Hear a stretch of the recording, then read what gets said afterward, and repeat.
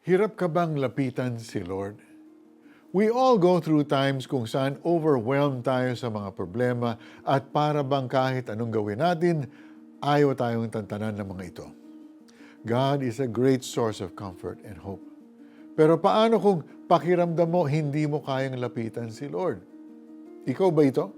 Do you feel like you failed God too many times kaya nahihiya kang lumapit sa Kanya? Kung ganon, you're just like the chosen people of Israel. Noong panahon ni Moses, the Lord orchestrated 10 plagues to force the Pharaoh to set them free from slavery in Egypt. Pero nakakailang araw pa lang sila na nakakalaya at naglalakbay sa desyerto, nagsimula na silang umangal. They started to doubt the Lord at hindi nagtagal, they ended up worshiping other gods. Dahil dito, instead of just 11 days, the journey to the promised land took 40 years. But the pattern of doubting and disobeying the Lord, followed by asking for forgiveness and then disobeying the Lord again, continued for 1,000 years.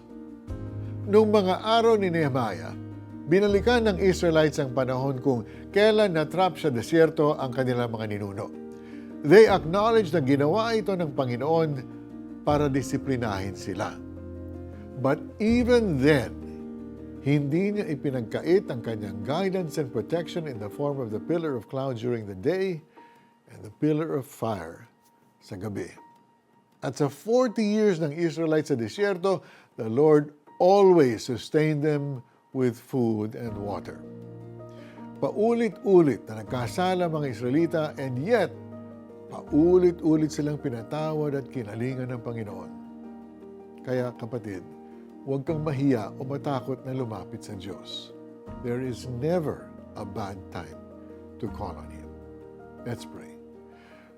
O Lord, takot akong lumapit sa inyo dahil baka i-judge ninyo ako o hindi sagutin. Pero pinipili ko ngayong magtiwala sa kabutihan ninyo. Lord, help me believe that you are present in my life even though I don't see you. Let me hear your voice guiding me. I pray this in Jesus' name. Amen. Find a quiet place where you can spend time alone with the Lord. Pour your heart out to Him. He will change you more than you realize. Ngunit ikaw ay Diyos na mapagpatawad at mahabagin, hindi madaling magalit at sagana sa wagas na pag-ibig. Nehemiah chapter 9, verse 17c. I'm Mari Kaimo. See you next time. God bless you.